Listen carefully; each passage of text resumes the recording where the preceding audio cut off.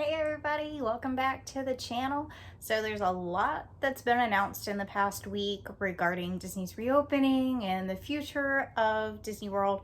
So I just wanted to take a minute to talk to you guys about what's going on, my thoughts, and just kind of give you an update. So parks are reopening. The open date for Magic Kingdom and Disney Animal Kingdom will be July the 11th. And then Epcot and Hollywood Studios will shortly follow, coming July the 15th. So reservations are now open. There is a park reservation system that I've touched on a little bit in my past videos. But those are now open to everybody. It started June the 22nd with resort guests, then followed by the annual pass holders on the 26th. And then finally they opened everything up to the just general tickets. If you had a general ticket. Ticket sales, annual pass sales, and new resort stays are still on hold. They have announced that they hope that those things will be back available by the end of the summer, but we still don't have an opening date as to when we're gonna be seeing that. So I was lucky enough to be able to snag a couple of reservations as a Platinum Pass holder. So tell you a little bit about the reservation system. I talked about it at the end of my last video. It was kind of a nightmare.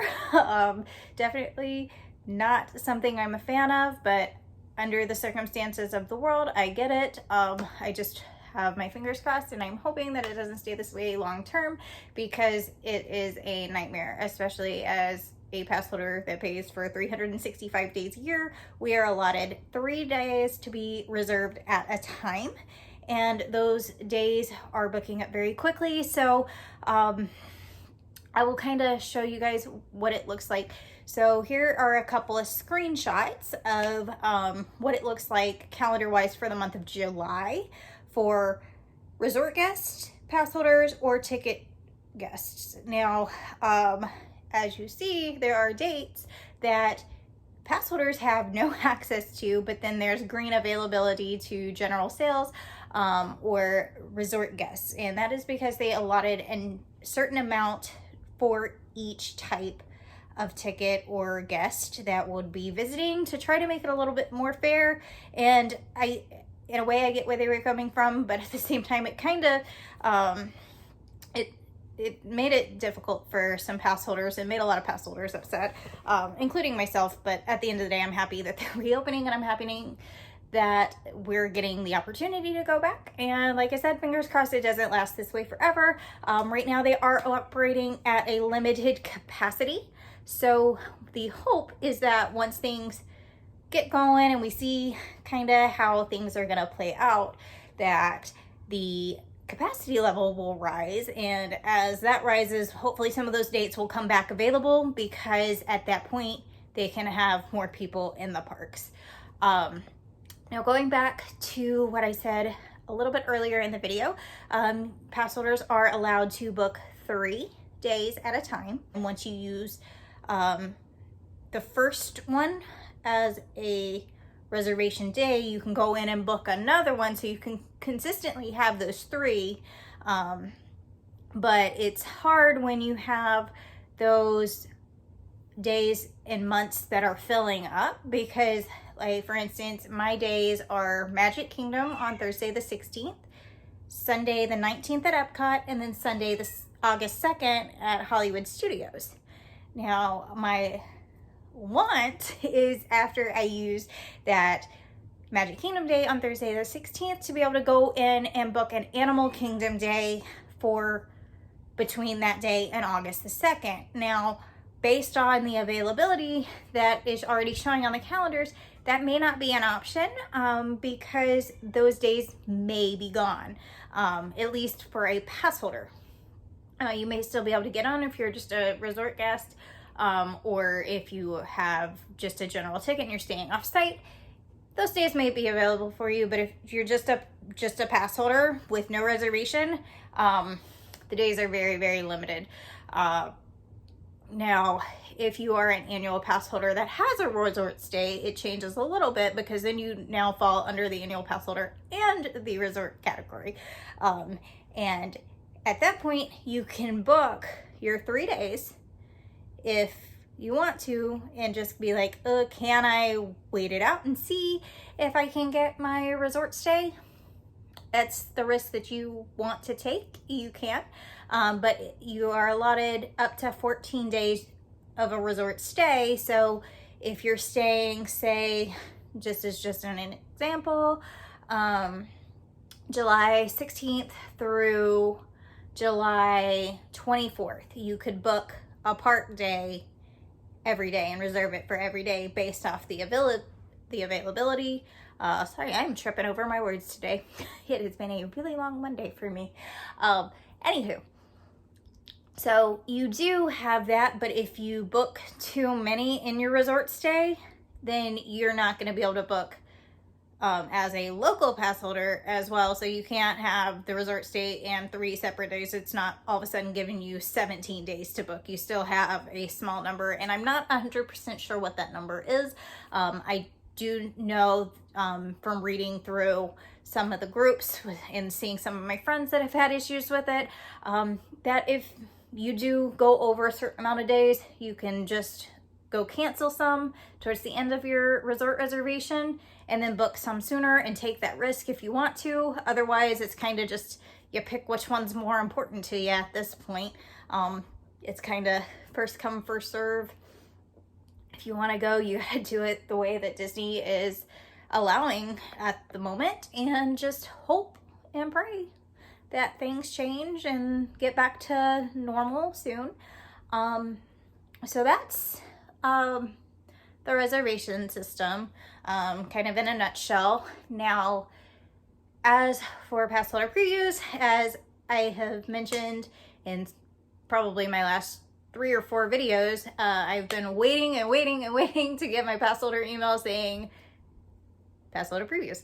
So I got it this morning when I woke up to get up for work. I was getting ready and I saw the email come through, and I got so excited and I hurried, opened my email, looked at it, scrolled down, hit the reserve now or select slot, whatever it says in the email. And then I was just kind of sitting there waiting on it to load, and it took a few minutes, about 3 minutes, and I got the really, really sad and disappointing message of, we're sorry, all slots are gone. Stay tuned for future pass holder events. So I was not able to get my pass holder preview, and I'm not gonna lie, I'm so bummed. But it's okay. I do have my reservation for the 16th, which is only 5 days after opening, so it's not the end of the world. I'm sad, but at least I got an email. I know several pass holders that didn't even receive their email at all about previews, so at least I got an email. Didn't get a pass holder preview, but I got the email about them, which is more than some people can say. So there's that. Now, moving on from previews and reservations and all of that stuff, I did receive another email about 2 hours after the pass holder preview email that was really exciting for me. So June the 30th, which is actually tomorrow, they are opening dining reservations to those who had reservations previously as pass holders that were canceled due to this whole new system and what's been going on. Up until this point, you could only book a reservation if, well, let me rephrase it. You could only book a dining reservation if you were a resort guest. If you weren't a resort guest, you did not have accessibility to the dining reservation portal whatsoever, and everything got canceled. So that was, I believe I had 16 reservations canceled altogether.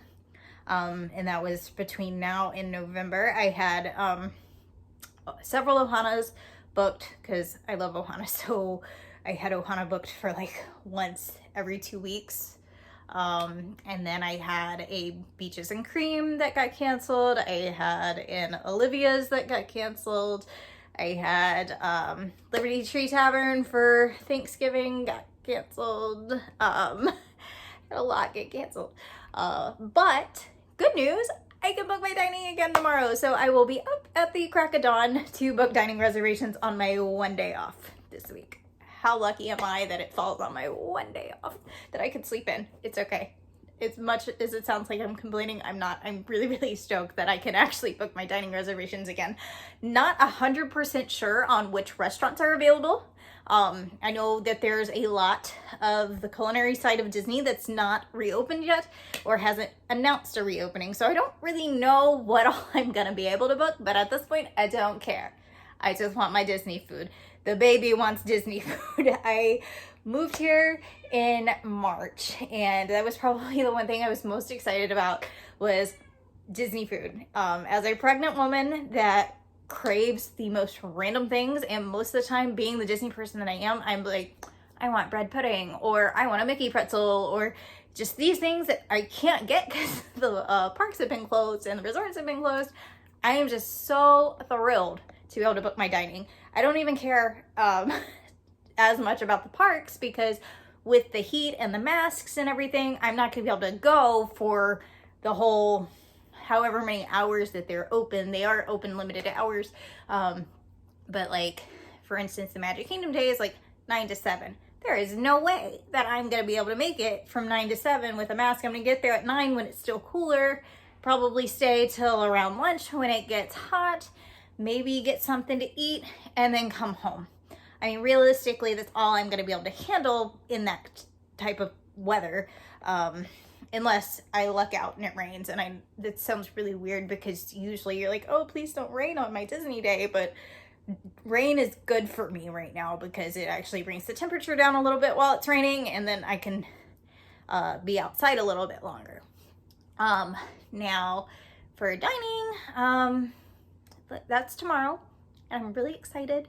But one thing that has changed with dining is before you could book dining up to 180 days in advance. That's not the case anymore.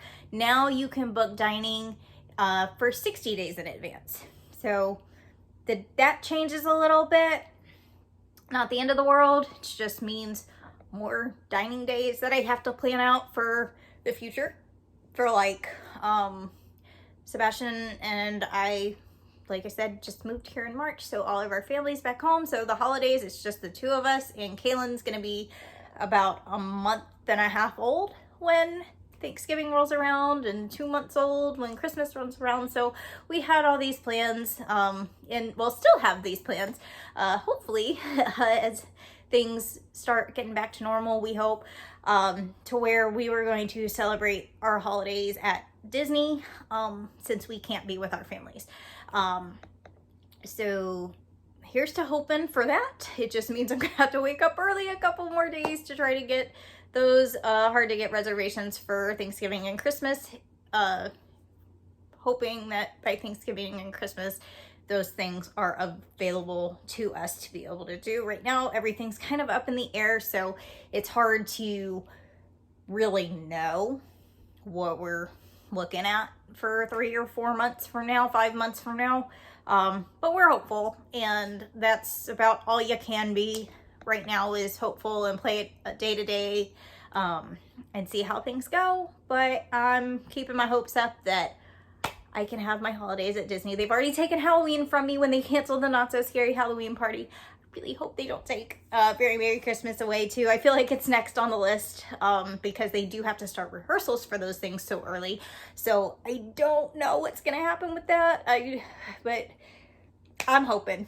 I want Christmas at Disney. And other theme park news, there was a huge announcement that was made earlier this week, well, end of last week actually, about Splash Mountain. This is a very touchy subject for a lot of people, and it's really hard for me to talk about because I love Splash Mountain so much. I remember when I was 8 years old riding it for the first time with my dad at the Not So Scary Halloween party. I was dressed up as Jasmine, and I was terrified, absolutely terrified, but I was really big into pin trading. I'm still into pin trading, just not as high of a level of a pin trader now as I was as like an 8 to 10 year old.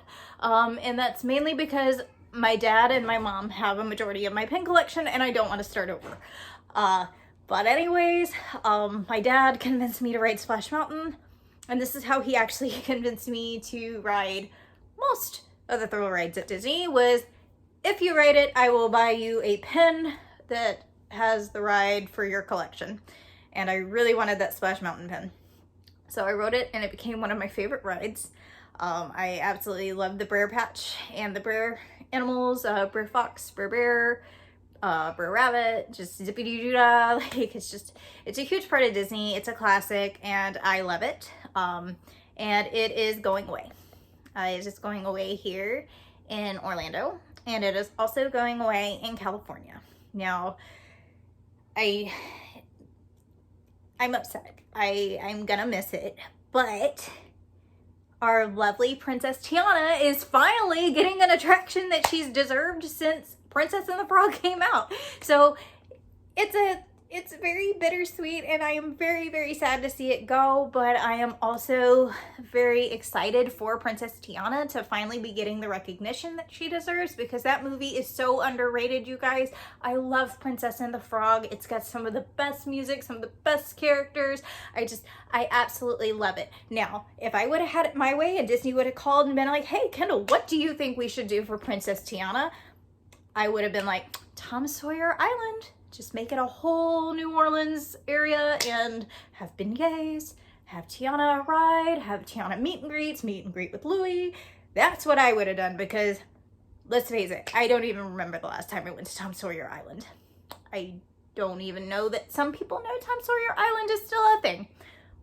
Probably could that one probably could use a retheming. But that's not what's happening. Disney doesn't care what I think. We're saying goodbye to Splash Mountain, and Tiana is getting a ride of her own, which is really exciting for Tiana. And I know deep down that as much as I am like against change, because this is the Disney that I've known since I was a little girl, Disney hasn't let me down when it comes down to these attractions, and we're typically blown away with them. I hope that they put a little bit more time into the animatronics than they did with, say, the Frozen Ever After ride. Frozen Ever After and Maelstrom is another one of those where I was just like, I absolutely love Frozen. Elsa's one of my favorites, but why Maelstrom? I loved Maelstrom as a kid as well. So I'm still kind of bitter about that one as well.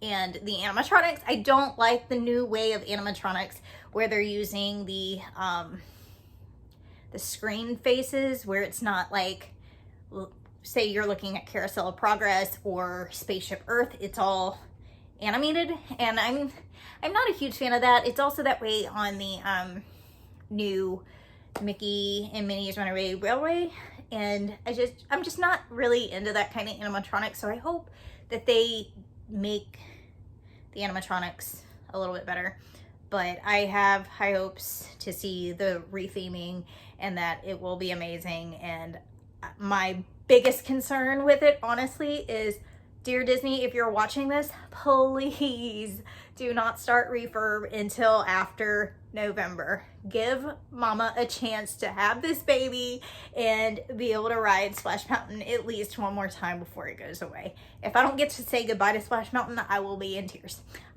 My pregnancy hormones have me tearing up right now. I don't know if y'all can see it or not, but I want to say goodbye to it.